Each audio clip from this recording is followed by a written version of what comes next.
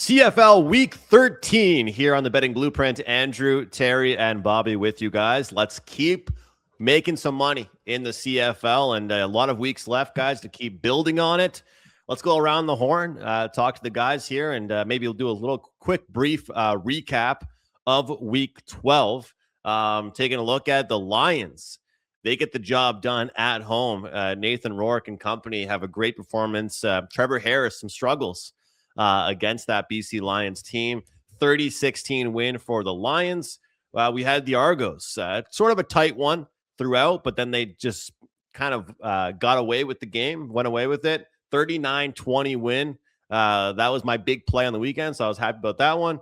Blue Bombers, Elks, 22-19 final score. Elks win, Bombers cover. And surprise, surprise to nobody, the Alouettes absolutely destroyed the Red Blacks on, Thursday night for the opening game of the week. So, guys, any thoughts here, Terry, on how Week 12 went and how you're feeling towards Week 13? Yeah, it was a little bit of a frustrating Week 12, especially that Montreal game, the game you touched on last.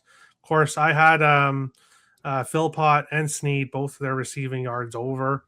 Both have been cashing so much, but Montreal didn't have to. Alexander didn't have to pass to them in this game because Ottawa was giving them the ball in good areas, and then of course Alexander targeted Cole Speaker a bunch of times. He got the big yard plays, so unfortunately both plays fell short, but I have two props in the Montreal game, which we'll talk about, that I really like, and a two-team money line parlay that I'm going with this week, which we'll talk about as well. Looking forward to Week 13. Some good games, and I think hopefully some good matchups for us to take advantage of. Bobby, any rants, anything to feel happy about? I know you're on a pretty good run yourself. How are things? Yeah, 7-2 in the past month. One of them self-inflicted when I tried to middle that the Riders game. But no, I'd messaged you right after the games ended because there were lines up early this week, and a few of them I can't really make sense of them. So looking forward to getting into them here. Yeah, I felt like the past 2 weeks, I had a 2 or 3 week kind of 500 or a little bit below 500 run. Then the past 2 or 3 weeks, it's been a lot of success. I mean, 45 units on the 1 to 5 unit scale. It's been going really well. And I think, I'm not saying you can always do this, but a lot of the contrarian plays, guys, have been going well. And I always say that you can't fall in love with a team and, backing a team off a loss, fading a team off a win. We've been having success with that. And was 2-0 going to that Sunday game. And I'm not going to lie, guys. Part of me was like, do I get involved in this BC game?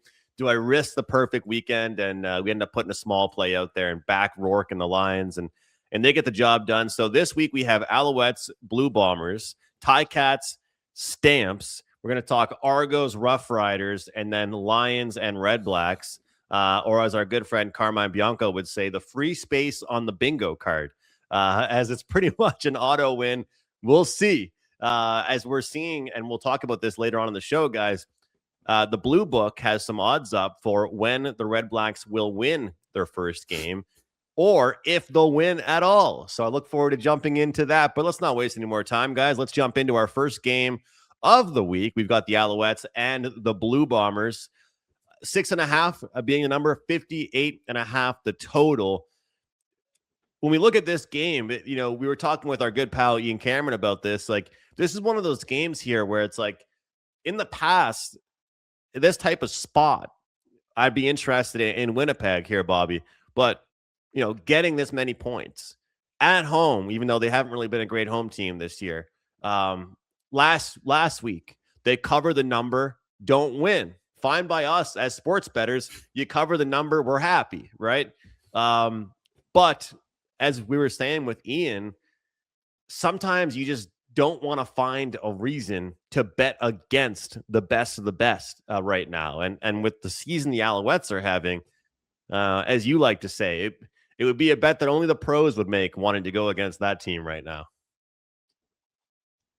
Yeah, and basically the biggest story, like that was a really ugly cover with that Bombers game against the Elks last week. The biggest thing I took away from it was the complete disaster. What happened when Mike O'Shea finally gambles on third down, doesn't get the first down, and everybody immediately, it's a failure. It's a complete mess.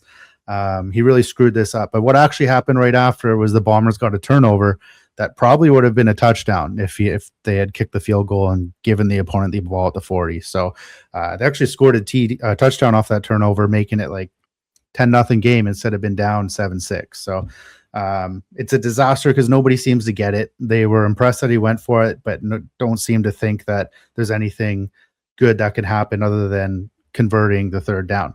Turning the ball over on downs is sometimes better than kicking the field goal in some spots, especially where they were at that point in the field.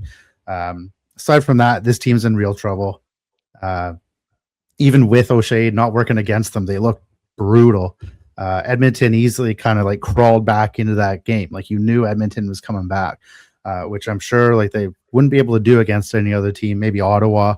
But this Winnipeg team is the lowest ranked team I've had in a long time, ever since I think in the past 6-7 years. The only other team I've had lower is the 2024 Ticats, who had the most outstanding player, Bo Levi Mitchell, in charge of that team. Of course, Red Blacks and Elks don't count for this. They've been much worse many more times, more often than not.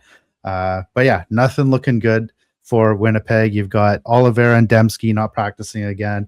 This is the third week in a row, and I don't know if that's an actual concern, just because like Oliveira got the ball in that second half, Winnipeg wins that game. Like Oliveira did not look banged up. Now they're up against the best team in the league.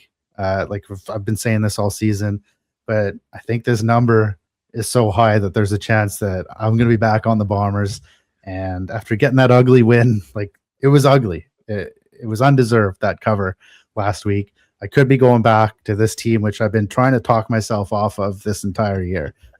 So like you said, it sounds ugly, but those are the kind of bets that have actually been winning lately. So nothing right now, but I don't see myself on the Alouettes this game. And I think this number is only going to get bigger.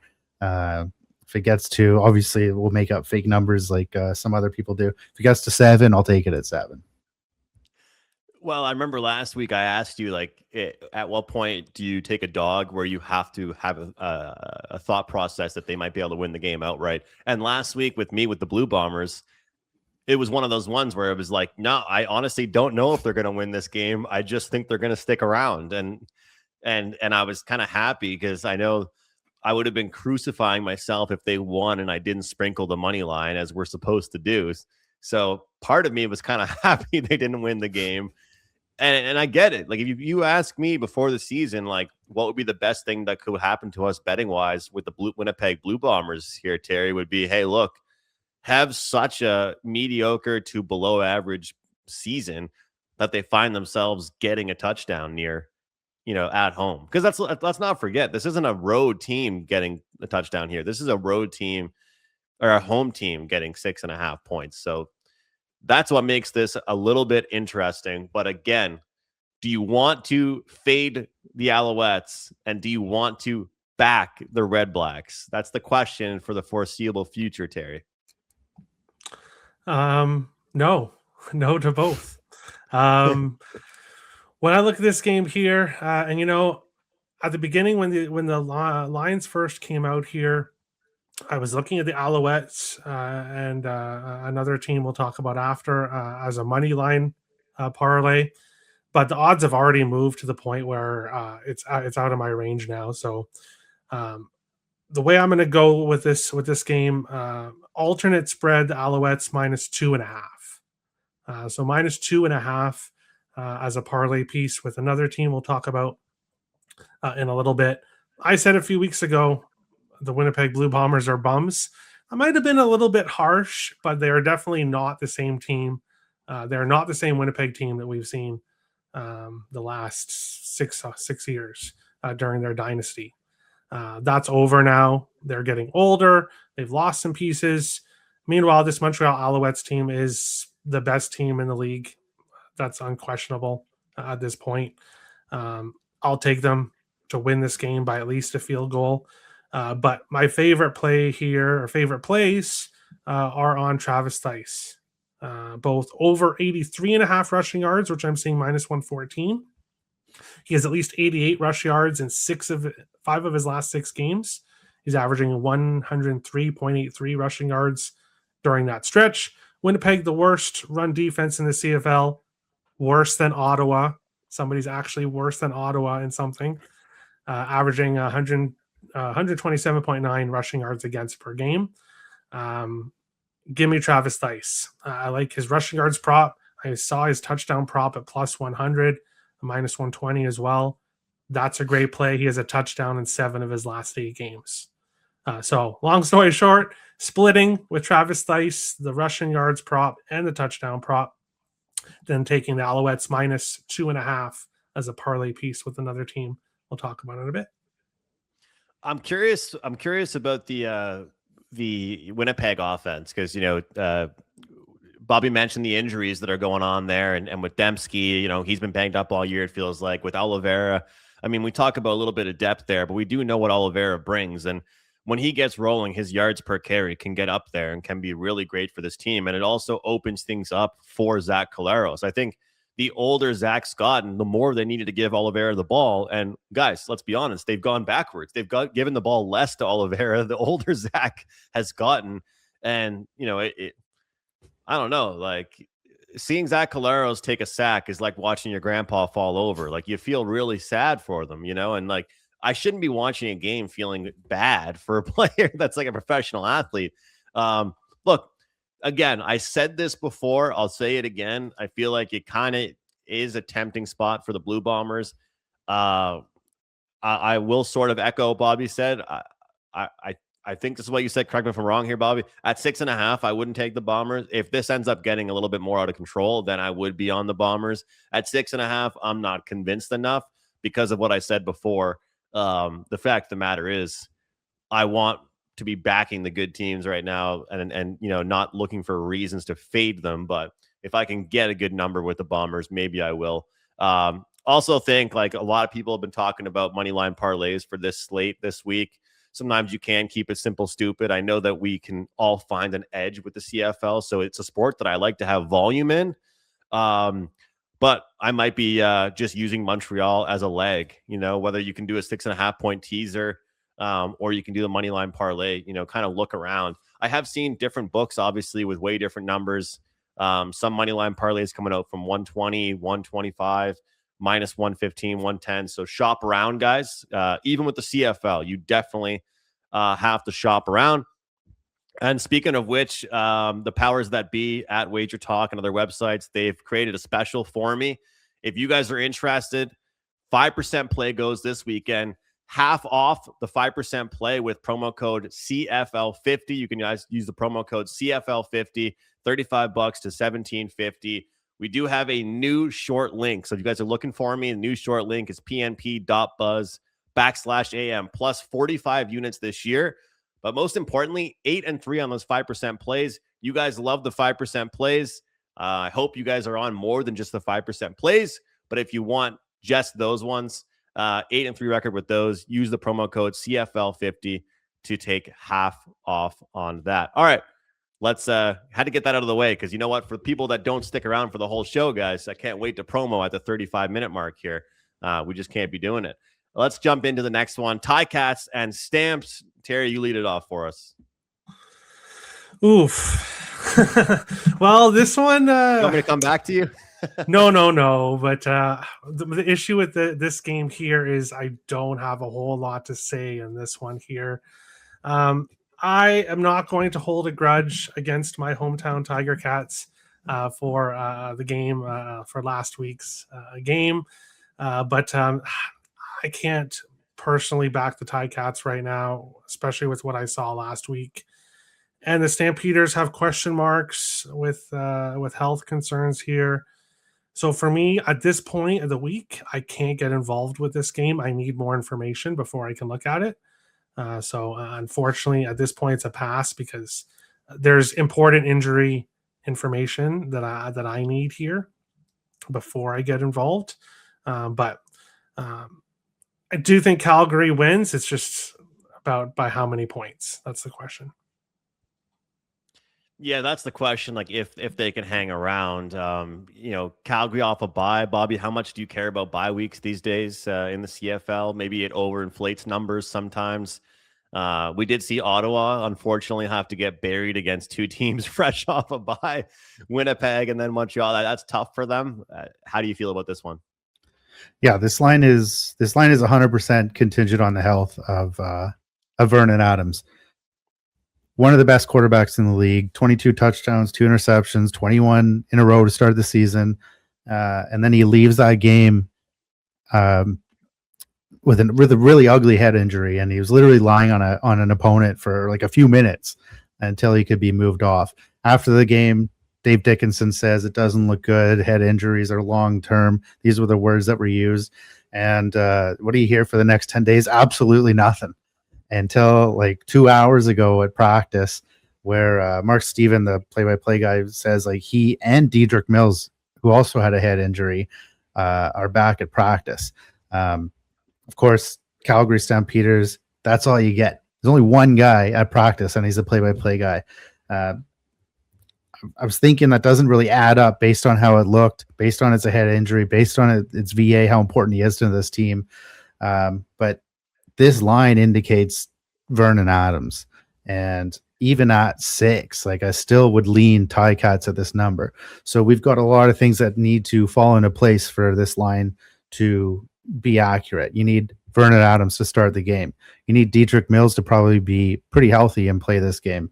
Maybe you're getting Reggie Bagleton back, although the wide receivers are still pretty good in Calgary without him. But you've got a banged up secondary too, where you can get like 1 or 2 guys back who've been out. Like the secondary is not good in Calgary. So there's a lot of things that need to be all checked off for this line to make sense. And there's still a small chance that Josh Love starts this game. And like I said, when he came in that last game, like he didn't look awful, which is like a huge accomplishment for backup quarterbacks in the CFL. But if he's starting, Ticats should be the road favorite. And that all sounds good until you wait. You think we don't even know who's starting for the Ticats because Harrison Frost could be healthy again, and we know that Milanovic wants him to be the quarterback. But we can make fun of the Stampeders all we want. At least they had one guy at practice reporting something, which is not what happens in Hamilton. We have no idea. We have to wait for the Ticats to put out like their government press release, their government videos, because everything is in-house in Hamilton. There's no independent media out there who even bother to go to the practice. So we have no idea if Frost or Trey Ford took reps at practice today, a practice that probably wrapped up a few hours ago. Still nothing. We have to wait for the injury report to come up in a interview with Scott Milanovic. So if this was the NFL, like this game would be off the board, right? Like higher limits, no books would risk having this on the board. Not even like the Shyster books that sponsor half the things in the CFL. But it's for some reason this game has been up and it's still up, and I think it's crazy. There's only one way to take this number. If VA is the starter, I don't see it moving up that much higher. If VA isn't, this line should go to close to a pick. You got to think there's going to be a reaction regardless, though. We always joke around about the CFL putting this breaking news graphic out. And I talked to a few guys about that, and they said, yeah, sure, maybe it could be expressed differently. But the reason why apparently they phrase it that way is because it's the depth chart, like a day after the depth chart comes out. But they could just say like confirmed or like report. I can't remember how it was phrased to me when they mentioned it, but it's one of those things where it should be like, okay, this is official. That's the word I'm looking for. It should be official, not breaking news, because the coach said it 2 days ago he might play. So you're right. I mean, this is the thing. Like, I agree with what you said about the NFL, because again, we're talking about a handicap based on VA playing or not playing, and then we're like, wait, are we getting Frosty the Throwman, or are we getting Trey Ford? And Trey Ford didn't look horrible last week, but it got away from him in the second half. And one thing I find about this Hamilton team is that they've kind of been like a team that you can't hate and you can't fall in love with. And Terry, I've been where you are. Like, it's almost like the second you hate on them too much, they're going to cover a number. But the second that you love them too much, they're going to get wrecked. So it's like, I always say, like, you just can't fall in love with a team, but you can't hate a team too much either. Yeah, oh yeah, I agree. And that's why I'm being very careful. And that's why I said right at the beginning of my breakdown, I'm not going to hold a grudge. Because if you hold grudges against teams, like you said, Andrew, you're going to find yourself losing some money. So yeah, you got to look at it from a fresh week, a new perspective. But for me, I need to know what's going on with the quarterbacks in this game. I'm curious about where the total goes in this one here, guys. Obviously, I mean, that really depends on the quarterback situation, especially, of course, with VA. But we know Calgary's been one of the worst defensive teams, one of the worst teams against the pass. Hamilton's defense has actually helped them deal with the whole Bo Levi situation. Like, I want to know, guys, how good, I know we got to move on. I want to know how good this team would be with Bo Levi. Like, how many weeks did we get? I honestly can't remember. A couple weeks? Like Bobby, are we talking about like a pretty damn good team if they have Bo Levi Mitchell? Like, everyone's hyping up Montreal so much. There's pretty much no competition. I recommended plus 820 Grey Cup on the Argos a few weeks ago on our show. Like, who else is competing in this division? Yeah, especially that division. Argos have looked a little better, but yeah, you're right. Like, Hamilton, easily the second best team in that division. I think Montreal is just so good right now. But Hamilton would be in that mix of like second, third, fourth. Basically, there's Montreal, there's Ottawa, Winnipeg, and then everybody in between. And really, it just depends on quarterbacks. Once your quarterback's toast, this is what happens. Even Hamilton right now, probably still better than the Bombers. Well, and they're talking about getting Bo back. Like, he's going to just come back and sling it like old times. Like, that would be unbelievable to see. Ottawa at the end of the season. Like, you've got 2 wins. Yeah. And you're in the playoffs. That's true. Yeah. Well, and what does that say about Ottawa, guys? The fact that this team has hung around like they have, and they've had their starter. There's like, because let's be completely honest, no disrespect, and these players are never going to watch our podcast. Both guys that have started or could start for Ottawa all year, they're backups on any decent team anyway. So we could almost argue that Ottawa's been in the same situation as Hamilton all year long, except for they just didn't have a quarterback get hurt. They just aren't good in the first place. So I'm curious to see what ends up happening with this Hamilton team. Let's move on, though, guys, to the Argos and the Rough Riders. I'll start with this one. We've seen 3.5s and 4.5s here, guys. So I'll put that out there. Like, looking at odds logic right now, 4.5s, 3.5s, pinging up and down. We'll call it 4 here when it comes to this one. Trevor Harris, probably his worst start I've seen in probably a year and a half, Bobby. Could have been multiple interceptions. Sure, there were some penalties that hurt the Rough Riders a little bit, though. That might have made an impact. No AJ Ouellette. I think this team's way different when AJ's out there. I've always been a fan of his and what he brings to the table.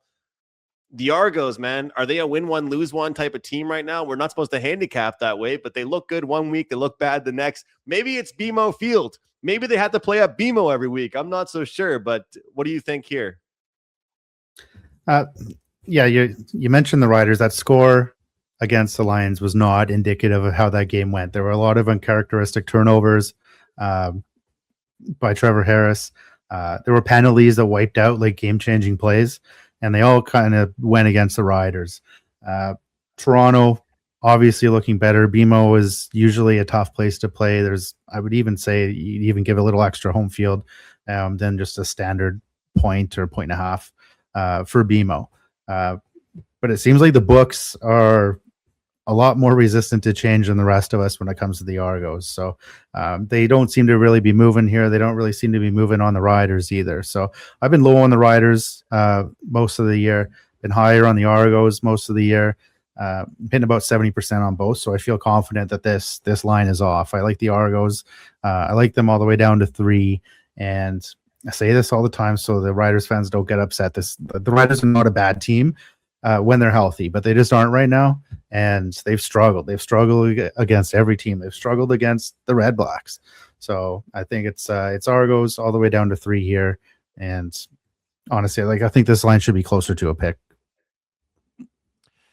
Terry, is this a Chad Kelly spot? I know the guy sometimes throws his interceptions, but the same people that say he makes those interceptions are the same ones that will ignore he puts up 300 yards every week.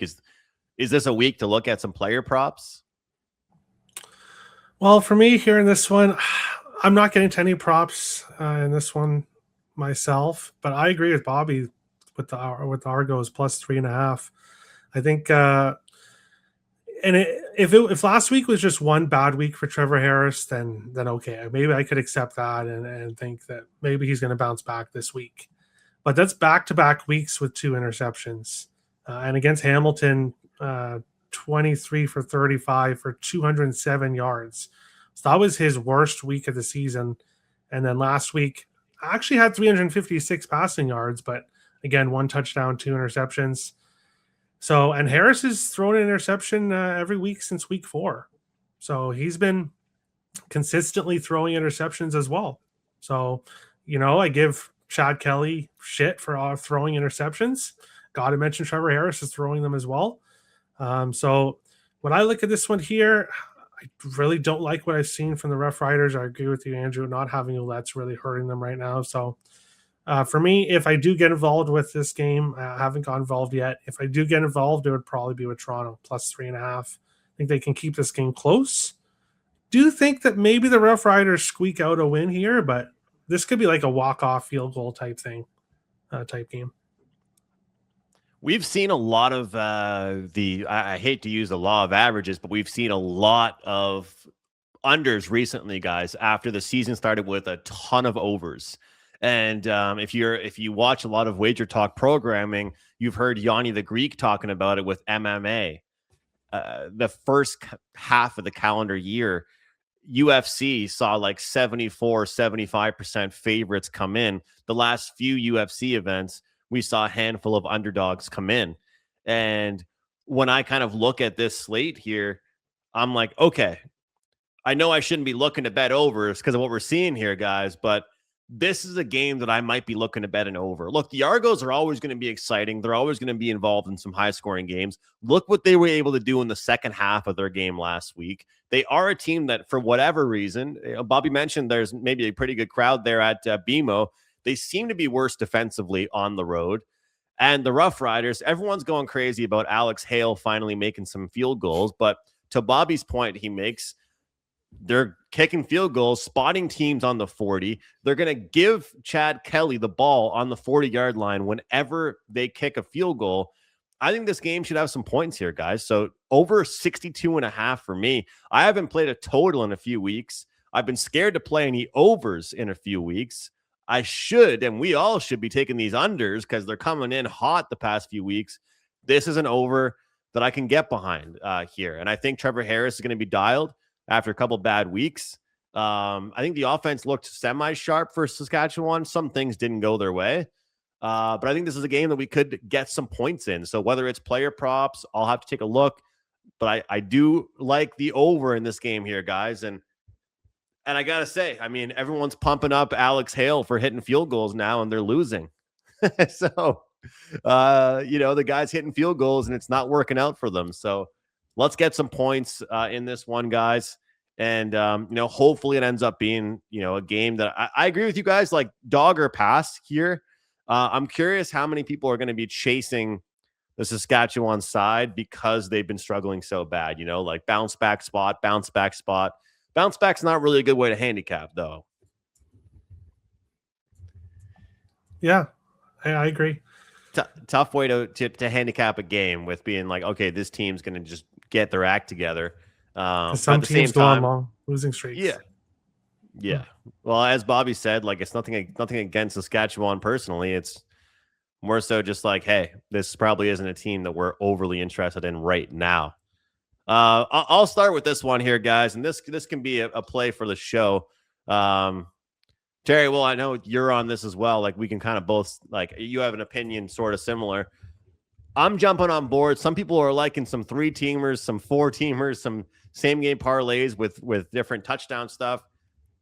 At one book, you can get near minus 110 on a 2-teamer, Lions and Alouettes. The highest number I saw was minus 120. The one I worry about the most, of course, being the Blue Bombers. We talked about it earlier in the show.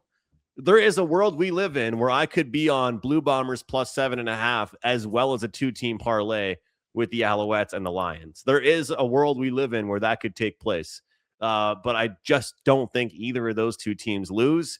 It's very rare that I do moneyline parlays in the CFL. We have had success doing it, but 0 for 1 this year. So let's try and get back on track. I just think that this is a spread where I still don't think the Red Blacks they're getting a big enough number to want to intrigue people. I'd love to know what these betting splits are. I know CFL doesn't bring in a ton of volume, but 2-team moneyline parlay for me. Terry, what do you have in this game? Yeah, I was totally intending, like I was messaging you earlier about it. And actually for the last few days, I was looking at taking a money line parlay here in this one, but the lines have moved since just before the show. I was seeing minus 140, minus 150, which is out of my range.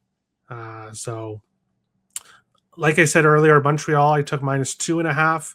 I'm going BC minus 2.5.